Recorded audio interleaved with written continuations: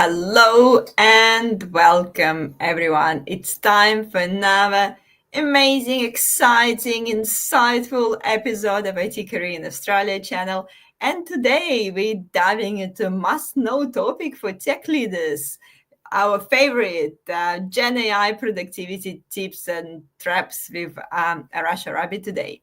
So there is so many AI tools out there. It's just such a buzz topic at the moment. Gen AI can create efficiency and transform the way you work. So in this session, we'll explore how tech leaders can leverage AI tools to boost productivity, streamlining some knowledge management, communication, but also we'll talk about the common pitfalls to avoid how to strike the balance between efficiency and overusing AI for maybe no reason. So don't forget to introduce yourselves in the comments. Let us know what you do and where you're watching us from. I'm Jana Martins, if you forgot for any reasons, and I'm here pretty much every Wednesday talking to you about different topics in IT industry. And just a reminder, if you're watching us on YouTube, make sure to connect with me on LinkedIn. And if you're watching us on LinkedIn, make sure to subscribe to my YouTube channel. And of course, make sure to say hi in the comments, because if you're not saying hi, we don't know that you're here. And it's kind of sad that we just, talking just between each other. So please say hi in the comments. And as usual, I do encourage you to join my meetup group as well, especially if you're in Melbourne or Sunshine Coast, or maybe even Sydney, because we have a lot of face-to-face events coming up as well. So make sure to join the meetup group too. Thank you for saying hi. There's a few people joining. JJ here. Kaganti's here. Bunny. It's always, YouTube names. Mark is here. Thank you, Mark, for joining us. Basker here. Thank you for saying hi. Other people, I can see you watching. Make sure to say hi too. And I'm going to pass it on to Arash to introduce himself, please. Thank you, Jana. It's so good to be on your show again. I always enjoy these conversations. And hi, everyone. I'm so glad to be able to do this live for you. I saw a few familiar names on the audience, people who said hi. Really glad to see you guys. Hope we could do this in person one more time soon, another time soon in future. And yeah, if we are not connected, if you don't know me, please let's connect on LinkedIn, and would definitely always love to connect with new professionals in the field. Now, for people who don't know me, my name is Arash Arabi, and I am the author of 2 books. The last one came out, when did it come out? Last May. It's actually a year ago. Yeah, actually, precisely 30th of May. So nice. The anniversary is coming up. I didn't think about that. And my background, I started my career as a software engineer, as a programmer, and been moving around different roles. So done product ownership, done Scrum Master, technology leadership, solution architect, engineering manager, agile coaching, business agility, head of, whatever you can think of. So, and one of the things that, it's the topic on everyone's mind these days is AI, specifically Gen AI. Naturally, it has been on my mind as well. It's the new hype. So I have to, keep updating as well to make sure following the latest things too. And today I want to share with you my journey and the things that I've been using, and I've read and seen and watched other technology leaders do as well in some of the biggest and best companies that I've worked with. We also encourage you to participate and ask questions, because we do have a giveaway at the end of the stream. And giveaway is a bit different today. Arash actually will be giving out some of his books at the end of the stream for some best participations and questions. So make sure to stay active through the conversation. And again, thank you everyone for saying hi. Lydia here, Roger here, Paul's here, Phil, James, Flo from Perth. Thank you for saying hi. And look, so we actually gonna do something a little bit different today. So instead of, just talking about the topic and the theory, we actually gonna, we, by we, I mean Arash. I like to take ownership of things I'm not gonna do. um, I'm actually gonna ask Arash to create a presentation about this topic while we, talking about this topic. Yes, and we'll turn this stream like into something real. So by the end of this stream, we'll have a presentation on the topic of productivity trips and traps for tech leaders. How does that sound? So, Sounds good. Love and it. of course, Arash will talk us through his process, and then we can ask him some clarifying questions as we go. Awesome. Yeah, over to you, Arash. Let's get into it. Thank you, Anna. Fantastic. That's really good. Now, earlier today, just to give people a bit more background about this idea. Earlier this evening, I was sitting and sipping on my large glass of cognac, uh, thinking about what I'm going to talk about. Of course, I'm joking. This is not cognac; it's Persian tea, right? And I was putting my notes together, and I thought, actually, it would be great to make a presentation. So I told Yana, hey, Yana, I'm gonna go and run and really quickly make a presentation. And Yana said, how about you do it online? You show people how you can make presentations so quickly. I said, that sounds like an interesting idea. Let's do it. Let's do it. Fantastic. So, um, the tool that I use for this is called napkin.ai, which is a great tool. I love it. It's my new best Gen AI friend. And you can use it in many different ways, right? You can give it a topic and it's going to make a presentation for you. But in this case, I'm not going to do that because I have some notes. I had some ideas. What am I going to talk about? And I dropped them there. So I'm going to take you through my notes as we're making the presentation. So the whole idea is, as a technology professional, what you want to achieve is easier, faster, and better outcomes, right? Let's make a slide for that. It's so easy. Just type in easier, faster, and better. And now it's going on its own its own ideas of slides, so maybe not that. What I'm going to do instead is do this. Maybe zoom in a little bit, Arash, as well, so that we can see Good idea. a little bit of your notes. Yeah. So Perfect. productivity for tech profession. Okay, how about this? Better. Why use Gen AI? And then we go.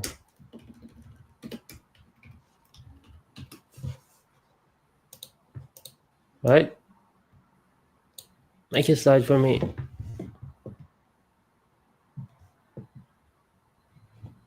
Nice. Ooh, I like this one. See Straight how away, it changes some the Gen images. AI benefits. Yeah, you can always edit it, right? You can click here. I want to say, what do you want to say? Gen AI. Why? Why use Gen AI as a tech professional? Right. And then you can change the colors and icons and diagrams and everything here. But I'm going to leave it as is. I like it. I don't mind those colors and icons. Now, next. What are the things? And sorry, Anna, anytime that you have any question or if you see an interesting question coming up from the audience, please ask it in, because otherwise it'll be more like a demo rather than an interactive conversation, which we want to have. Right. And to achieve these outcomes, make your life easier as a technology professional, do things faster, be more efficient, and produce better outcomes, I try to organize these in different categories of how you can use AI tools. And the first one, which for me is actually one of the most important is knowledge management. And the tool I use for this is Copilot. The reason I do that is Copilot is usually the best integrated.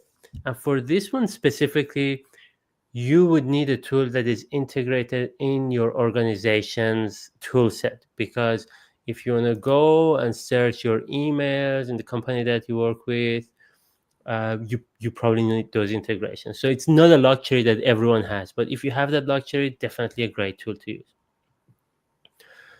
And you can do things like, sometimes I'm in a meeting and people are talking about things which I don't understand. They're using acronyms. I go in, silently into Copilot and ask, what does this mean? Or what is this acronym? And it's going to give me the answers. And, maybe there are things that you want to know what the company official policy is on really quickly, and you can't go and find those, if you're in a meeting or something. You can just ask, go check out, for example, our organization's, I don't know, like cybersecurity policy or something, and see if you can find this. Check out our standards or our what's it called, the standard operating procedures or whatever that your company has, to find some of those answers, which is really good and really quick.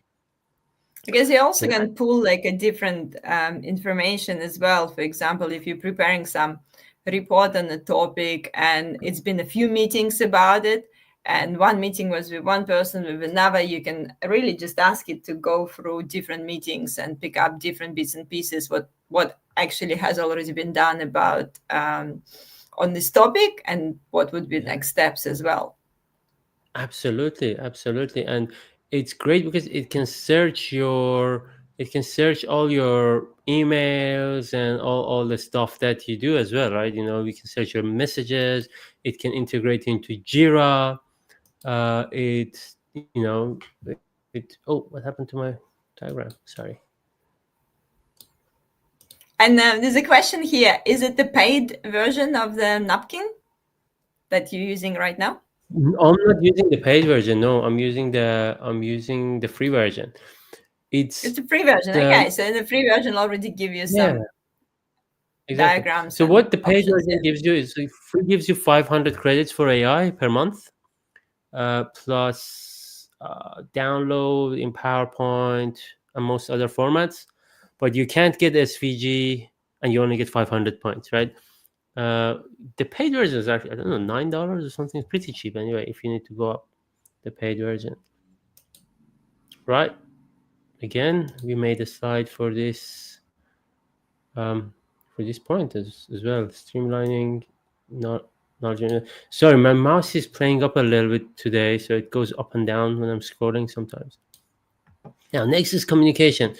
Now, this one specifically, you don't really need Copilot for. You can use any tool, and I tend to use for work-related stuff. I use Copilot because that's vetted by the company, and you can be safe, in terms of what you put into it, and you're not going to break any rules.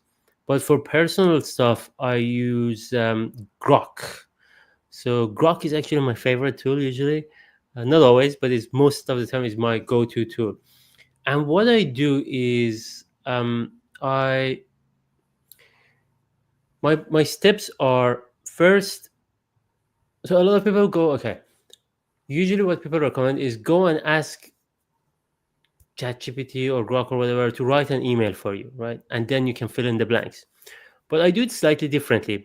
First, I draft a really poorly written, pardon my French, shitty language, English, like, a really badly written dot points. These are the things that I want to include really quickly, that's just a brain dump. And then I go and ask my AI tool, well, please respond to this email. I paste the original email and say, use these dot points in your response. And then it comes up with the response. And then I can go and edit. And then I can go and say, okay, now it's given me a good framework, but it's also included a lot of the points that I originally wanted to include. Now it makes it easier for my life to edit. And the next concept, which what did I do again? Sorry, I didn't click select here. Done. Ah, my mouse is really playing up today. Right. Right. So next is meetings, right? Um, and I guess you get an idea how to create the slides. So I'm not going to create slides for every one of those. With Copilot, as Yana was saying, it's really effective in summarizing meetings. And if you record your meetings, and if you're using Microsoft Teams, you can do all sorts of fancy stuff. Who was the person who talked most? Was there a point of contention there? Can you do a root cause analysis for such and such, which was brought up in the meeting? Please ask 5 whys to get to the root cause of that topic. And yeah, you can really get good outcomes out of that. If you don't have those integrations, you can always transcribe your meeting using a transcription tool. And then if your company policy allows for it, you can upload those transcriptions into an AI tool and do the same as well with those, which Yeah, is really I good. usually use ChatGPT. I actually don't haven't used Grok. I'm actually curious about the difference. But in ChatGPT, I have some specific chats for specific meetings. So if I know it's a sort of reoccurring meeting and I will need the same information from this meeting, I already have a prompt about this meeting, and I want a really specific summary about a few things. In this case, when I drop the transcript, I don't even need to write the prompt anymore, because I've already have a summary, the way I want my summary of the meeting to be, and I just need It to kind of knows drop the you. transcript, say like, give me next summary, give me next summary. I found, to be honest, it works the best when you have some templates. Like explaining something from the beginning always take time, but once you already have your favorite templates, it's so much easier just to keep Yes, dropping. Do you use like definitely. Grok similar way or different? I don't have templates, but I'm pretty sure you can. You can customize it similar to ChatGPT. They're pretty similar. But for me, is yeah, it's a I just go in and do whatever I want to do without the templates. Yeah. I think it also depends if you all the time have like a different meetings. Like for me, for example, if I do a lot of interviews, and interviews is a similar content, so that's really, really worth to have those templates, because then you look for the same sort of keywords. Like, if you're speaking with the candidate, you want to know the strengths, you want to know the availability, you want to know, I don't know, Mhm. the location. So you can preset it all in your, ChatGPT template, and it's give you summary with exact points you want, instead of just giving you summary about everything you've been talking Yeah, about. definitely, absolutely. That's a great tip. Absolutely. Now, I want to really quickly, because time flies. We just Yeah, yeah. I thought we just started.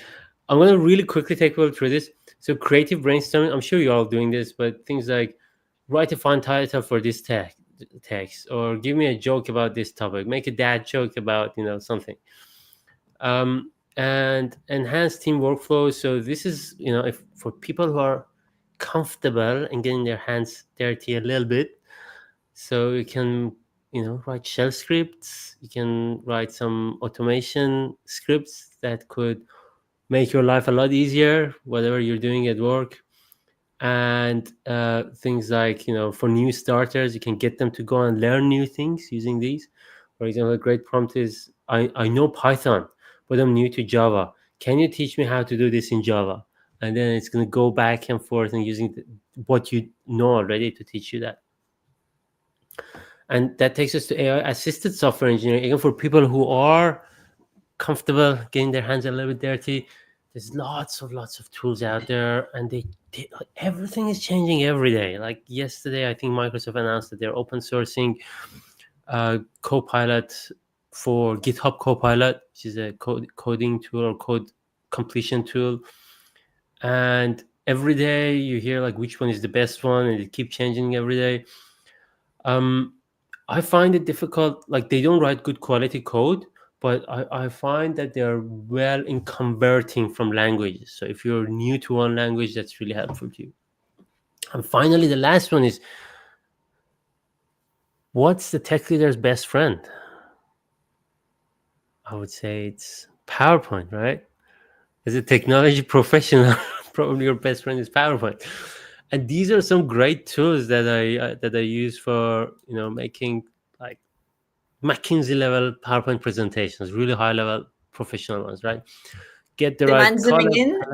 palette. Oh yes, Do you sure, mind sure. zooming in a little bit more on those tools for Yeah. us? Yeah, perfect. Yeah. And please pardon my all my spelling mistakes. I was just quickly typing in, and I didn't even go in and fix all the spelling mistakes.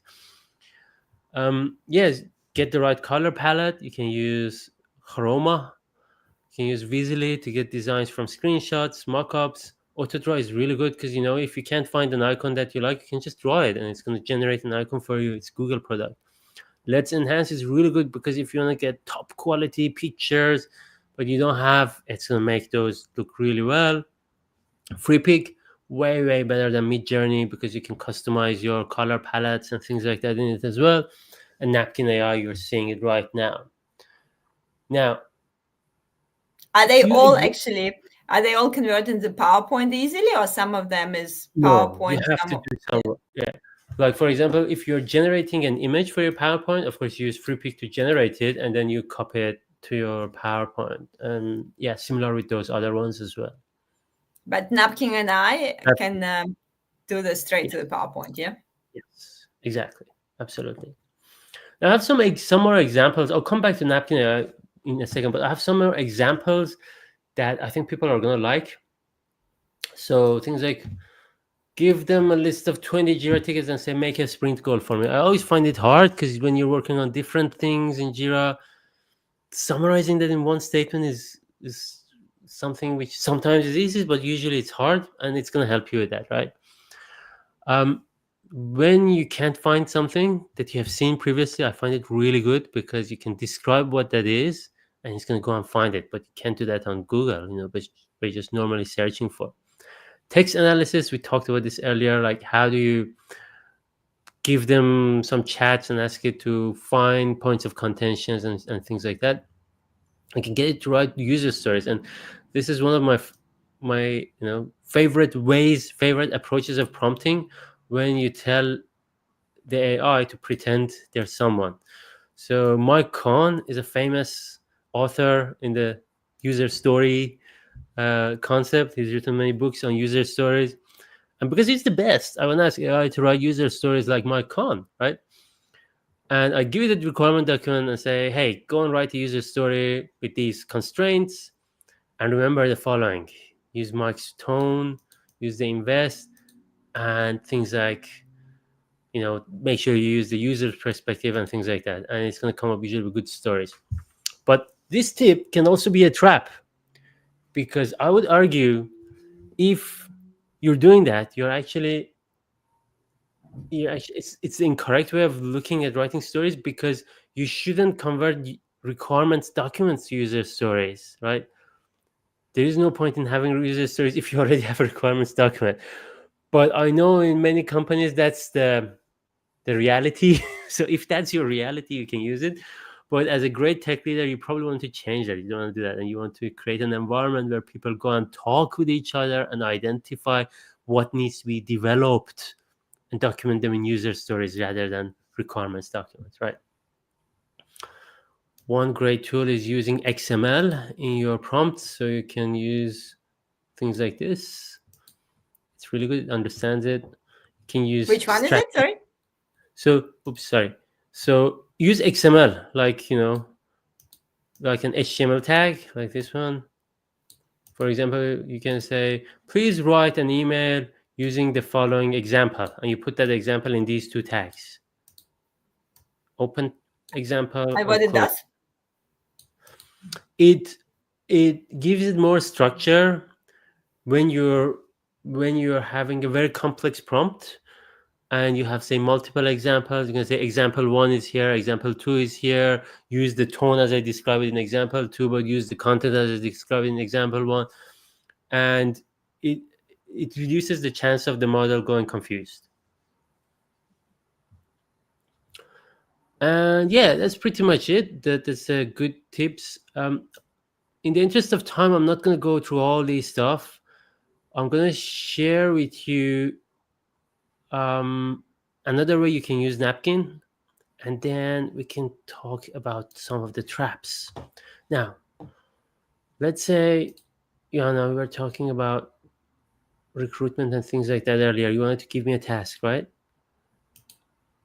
Shall we do Yeah, that? I'm just curious how it transfers straight to PowerPoint. So you just export it to the PowerPoint Recruited, from yeah, you here. just download it. You just download it and it becomes Yeah, a PowerPoint. exactly. Each of that slides will be okay. Exactly. Yeah. But what you can also do is, you can say, I don't know, for example, my manager comes to me and says, tomorrow you have to present to the board, and we want to change our strategy. What we're doing is failing. So I'm going to say, oh, please make a PowerPoint please make a presentation about switching company strategy. Our company is, what do we make? We make web. We are a web development company. Make it up. We are a web development company, and our competitors are increasing market share. You can do this in Grok or any other tool as well and copy it in, but it does. It could also do it for you. Nice. So it's going to give you everything that you need to do to make it, and then you can go and make those slides, right? One by one, as I was showing you earlier, right? If you're not Can you happy show with again this, like one of the slides? Is it yeah, just basically one click and you can choose the style? Yeah. exactly. Choose a style and move it around There you like go. this. And then, I mean, Like I'm gonna use napkin after that. exactly. Or you could do this step in your tool of choice and then copy and paste the results into napkin, right? Now, To traps. Shall create we the move to slide. traps, Lena? There's quite a few questions. Let's just quickly go Oh, let's through a do some few questions. Yeah. questions. A few questions in terms of the use. And Mark is asking, the tools looks great, but any tips on how keeping up? It's exhausting and overwhelming trying to keep up. Sorry, say again. Uh, How to what? how to keep up with all the tools? It's exhausting and overwhelming trying to Yes. keep up with all the tools. Yes. He's on this. He's on the spot. I mean, it just keep changing every day, and if you remember, we rescheduled our call. Back then, I was going to recommend. I wasn't using Grok at that point. Like, I was using other tools, and Grok came out, and I tried it, and I really liked it. So, one YouTube channel that I follow, what's it called? Is Fire. Hang on, I'll tell you the exact channel name. This We'll guy drop it in the makes comments later, Arash, so sure, that we know. Yeah. sure. And this guy makes really good YouTube, really short YouTube videos, tech YouTube videos, and I usually listen to him, and he gives you all the updates. He usually gives you like two. It's called Fireship, and Yeah. yeah, um, So the that's YouTube one is way. your preferred option to stay on top. Sorry, The say YouTube again. is your preferred option to stay on top. So that this Fireship is one. I'm subscribed and I listen to all his. It's usually 5 minutes. The other one is every once in a while, just ask your tool that you're currently using and say, "Do you have any recommendations? Is there any other tool that I should be looking at?" And it's gonna probably tell you, and then you can go and experiment with them. I'm the one of those, like I always leave it to people to experiment. And then I ask them, so what did you use for this task? But I know that some people, I guess, some people more interested in actually discover the tools and play with them. And like, people like me like to like people who like to discover so they can tell you what's the best tools. Um, Baskir is asking, does Google Gemini have similar capability as Napkin? I mean, can Gemini also prepare this kind of slides? I'm pretty sure it can. It's just a matter of the quality and the designs, and yeah, basically, does it understand what you're doing? Can it put it all together? I haven't tested it myself. Gemini, it's got good integration with Google Suite and everything, but it's not one of the tools that I use frequently. But I can tell you, Copilot doesn't come close to Napkin AI. So my assumption is Gemini is probably would be similar to Copilot. Yes, the napkin and I is a bit more specific on the slide. Um, which is the best agile tool you have used and why? How well does it integrate with Gen AI tools? So best, they're all crap. I don't like any of them really, but probably you got limited choices like Jira and Planview, and there's a few other ones out there. um Atlassian have their own Gen AI. Almost all of them have. It's so easy now. You just use APIs and MCPs and those things, and integrate with Gen AI. So almost all the tools have Gen AIs with them. But if you're using Atlassian, if your company is using Atlassian in Jira, they got really good capabilities like acronyms. You can click on the acronyms and it's going to tell you what they are. In terms of writing query languages, JQL, it's really good. In terms of Atlassian suite, in terms of searching and finding tickets and summarizing that, it's not that good. But Copilot does integrate with that, and I sometimes use that to go and summarize basic ideas. Yeah. One is asking, what are the top factors influencing AI model selection while existing ones are continually improving? Do you, once a new model come out, how do you decide if you stay with that or change to different one? One big factor is the depth of your pocket, right? So how much can you spend, right? For example, I listen to Fireship, and this guy says, oh, the new Claude Sonnet 2 or 3.7 or 4 whatever come out, it costs a fortune, right? You can't afford to use it. But it's like, I've tested it, it's fantastic, like, it's incredible. But can you afford it? I can't afford it, right? So what was the other part of the question? Just I guess keeping Yeah. up with the selection as well. We already mentioned. And Raul is asking, what danger might arise if we become overly dependent on generative AI rather than exercising our own creative capabilities? That's a question which is very dear to my heart, and that's, it's a good segue to the trap section, right? um you remember when GPS came out a few years ago, right? I remember before GPS, I knew Melbourne like the back of my hand. I knew where to avoid to get traffic, at what times. I could find my stuff. Or anyone who asked me any question about how can I get it, I would give them an address. Really good. But I don't do that anymore. I can't do that anymore. And Google Maps takes me through bad routes sometimes, and I think, well, how the hell did I follow that and didn't think for myself to take the other route to avoid the traffic and all those stuff? Because it's going to make you lazy, and that's the side effect of it, right? You're going to lose the more you use this. What do you call it? Use it or lose it, right? You're going to lose your creativity. You're going to lose your creative thinking. And because it's so easy,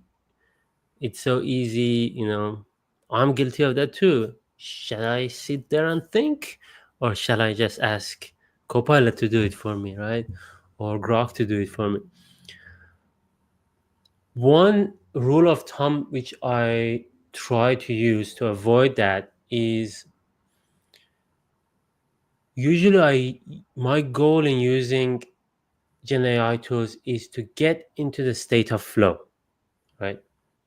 Because once I'm in a state of flow, I'm 10 times faster than Gen AI, and my quality of work is 10 times more. So remember, easier, faster, what was the other one? Better. Easier, faster, better, right? It would be easier for me because I'm just like, things come out once you're in state of flow, right? It's faster because it's so quick and it's way better quality. No AI tool can currently get even close to quality to an expert human, right? Previously, I would sit in front of computer for hours and push myself. You get your writer's block and all those stuff to get into the state of flow. But now you can start playing out with the AI tools. But the art is to know when to stop, not go down the rabbit hole. You're pumped up, you get your energy, put it aside, and sit and do the creative work yourself. I think Vani has sort of a similar question. Does it affect your like decision making? And when we, oversee some of the with AI. Yeah. So, can I share my screen again? I want to take, because a lot of those answers we can cover in these points, right? AI safety. That's a topic which is very dear to my heart, right? And the obvious one is uploading company data, right? And Vanya, I'm going to get to your question in a second, right? Decision making. What tools to use? What are we allowed to use? And how can we be sensible about it? Super important, right? Do not trust the models. They hallucinate a lot, and they're pretty convincing in their hallucinations as well, right? So how can you fact check? Like when you're asking something, for example, you're doing deep search, then you ask it to show me the sources, and instead of reading the response, go in the sources and read those sources, right?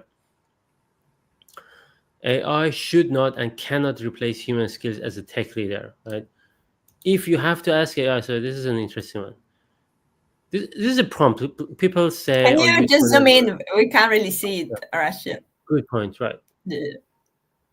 Sorry. People say ask AI these things, right? And I know people who use AI like this. I have a meeting with someone tomorrow to talk about the topic. Analyze my team's messages and my emails with him and tell me what's important to him, what curveballs can he throw at me, and what tough questions he may ask me. You should never ask AI that question, right? Because if you cannot answer that question yourself as a technology professional, you shouldn't be a technology professional, right? So that's a basic human element or skill or capability that a technology professional should have, and should be able to think like that really quickly. Immediately you should know that answer. Immediately you should know what's important to that person and what curveballs they can throw at you. And we covered the other ones too. Yeah, I think that's pretty much it with the traps. You know. There's a few more questions there. Sure. Mark is asking, any tips of finding the most effective approach to expanding Gen AI from isolated use case to enterprise-wide adoption? Yeah. So my first question is, why do we want enterprise-wide adoption? And most people, they don't know the answer, because it's it's a hype, and we think it's going to improve productivity, but will it or not? I don't know. So I think, in my opinion, it's actually better to have specific use cases, right? For example, Copilot, Microsoft. If you're using Microsoft Suite, Copilot. If you're using Google Gemini, your specific use case could be productivity improvement for communication, right? You can adopt that tool, and immediately people are going to start using it because it's going to make their life easier. For whatever else other use cases that you have, if you can think about those specific use cases, why is it important? People are going to start using it immediately, in my opinion. So just think about why before any. Think about, what are we trying to achieve, and get the right tool to achieve that specific outcome. There's a few more questions. There's a really specific question from Raul. I'm actually not sure about this tool. What is the best tool for RAG instead of That's LangChain? a very technical question. I don't know. I don't know the answer to that. We'll ask ChatGPT later, Raul, to see Yes, what sure. ChatGPT I'm what ChatGPT make thinks a presentation on it about. using napkin, definitely. Yeah. And in terms of, I guess, Here is a good question from JJ. How do you spot errors created by Gen AI? Yeah, love that question. I don't.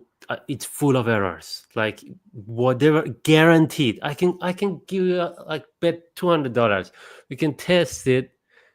You ask it, it's guaranteed to have errors in it, right?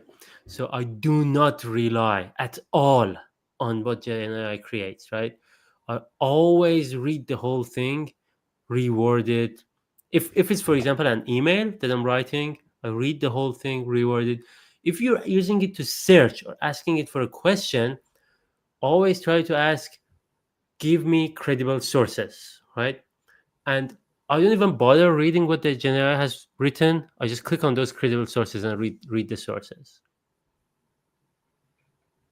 Is there any other ways to spot the errors that you've noticed? I mean, there's people. Some people use some techniques like ask it, "Are you sure?" and things like that. But again, I would say it's probably going to come up with other errors if you do that too, right? Do you have Yeah, any tips? sometimes I guess it go to the rabbit hole. So it Yeah, and once you get to that rabbit hole, it's actually really hard to yeah, go back. exactly, It's almost like you have to start a new chat, because if exactly, it's yeah, something like kind of like going wrong and keep going, like I feel like sometimes just drop it and start a new chat. absolutely, on the spot, on the spot. But yeah, unfortunately, you do need to quickly read Yeah, things. And look, sometimes it could be really simple mistakes. I don't know, like from my experiences, wrong spelling of the names and last names.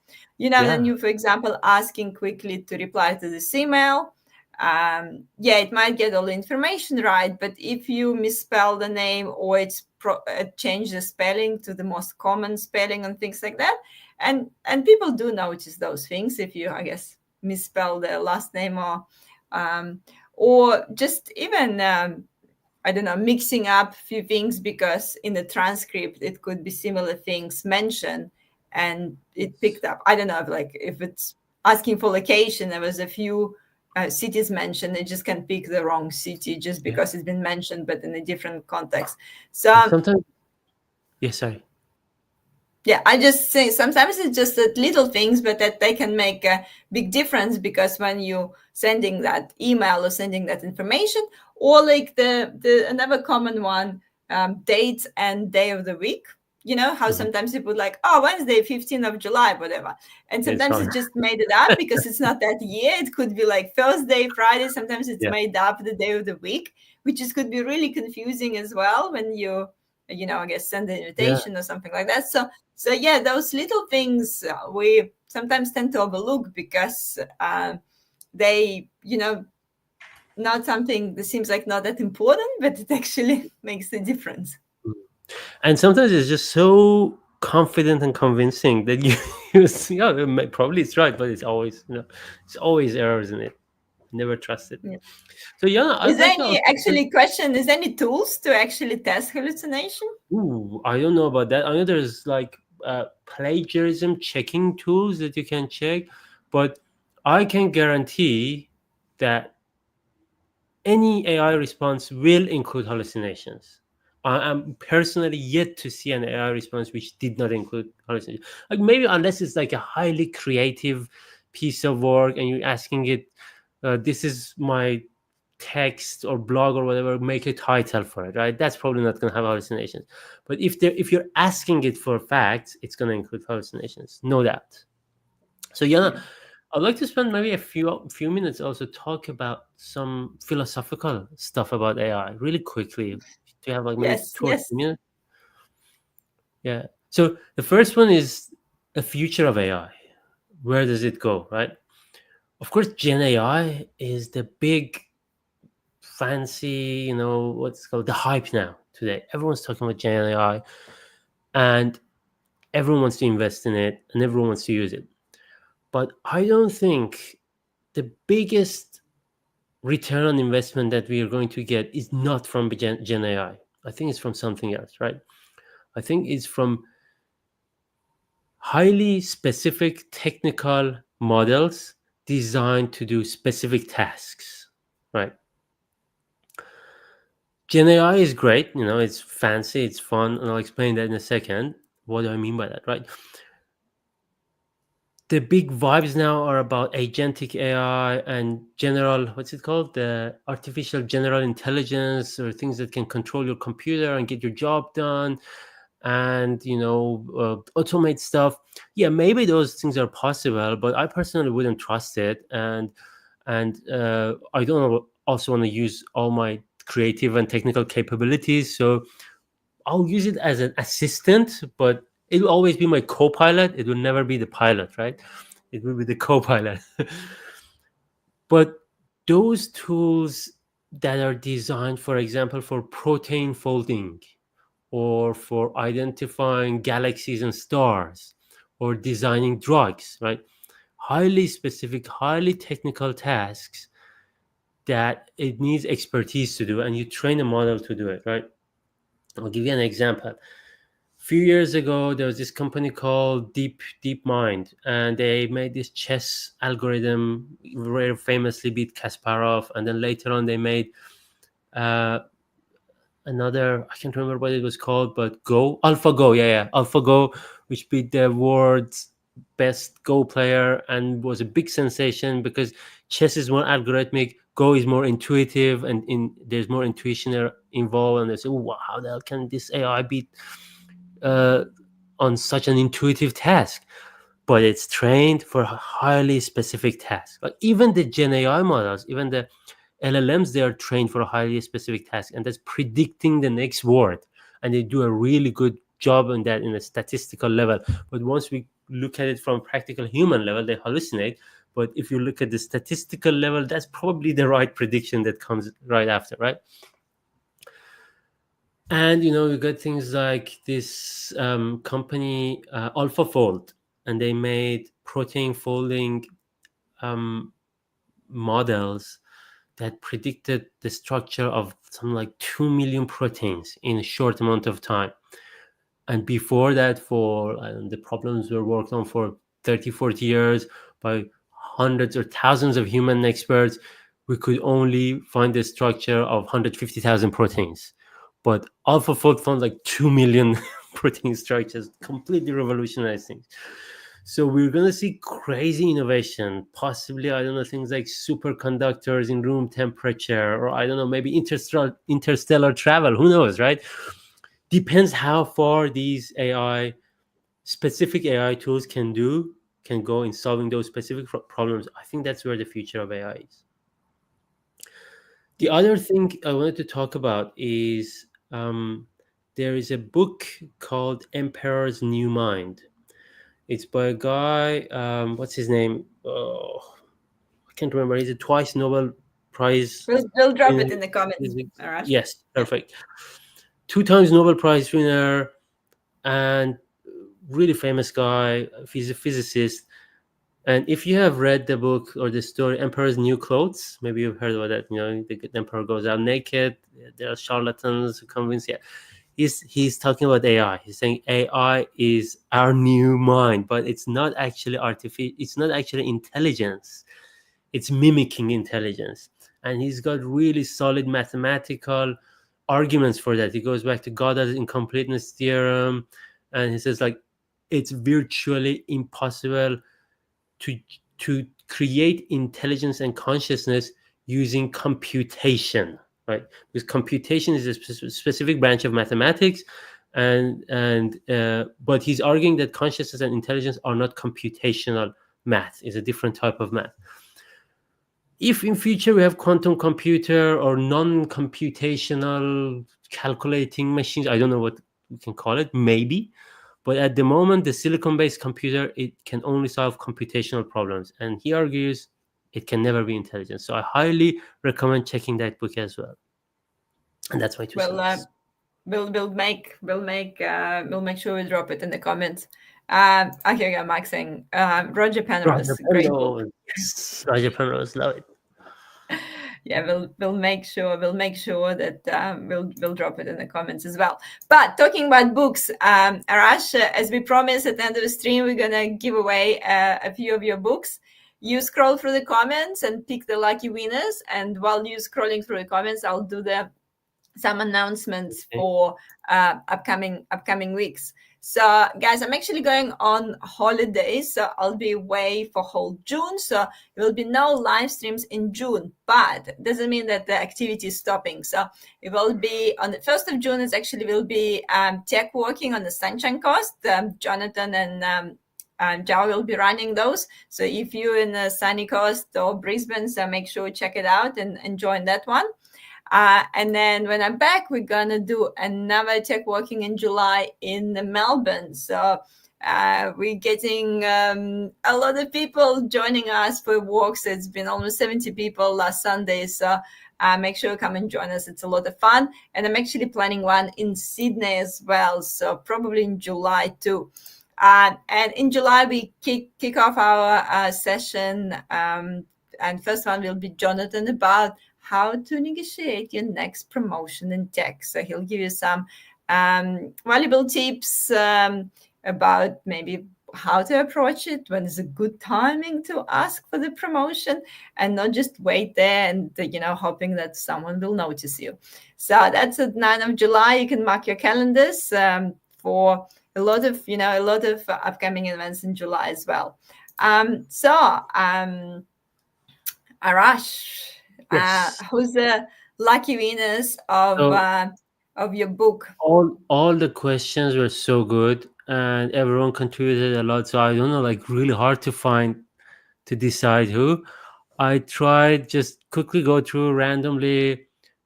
Looks like Mark Gabriel is one, Mark, and you're getting the JJ. book.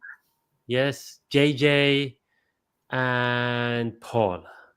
And Paul Connors. Paul, where is Paul? Oh. And please, JJ, sorry, Raul, not Paul. Roll. Sorry, yes, I was Paul like, Connors. yes. And Raul, roll, and JJ, JJ and Mark. and Mark. And so the weekly AHA book is coming your way. Just make sure to remind me, and make sure I'll connect you with Arash on So probably easiest would be LinkedIn. on if you the easiest approach would be if you connect with me on LinkedIn, Raul, JJ, and Mark. Just drop me a message, remind me, and I'll send you the ebook. Perfect, guys. So the ebook's coming your way. And Arash, just to sort of finish out today's conversation, what is one main message you want to leave our listeners today? Know where to stop, know when to stop, right? And use it as an assistant to get your creative juices flowing, get that engine cranking, but then do the hard work yourself. Yeah, use it as an accelerator. Yeah. Yes. Faster, easier, better. That's the goal. Perfect. So guys, I'm sure after the stream, everyone gonna go and try to do use napkin AI. That's what definitely I get I'm paid by using. napkin. I feel like I feel like there's some royalties due from them.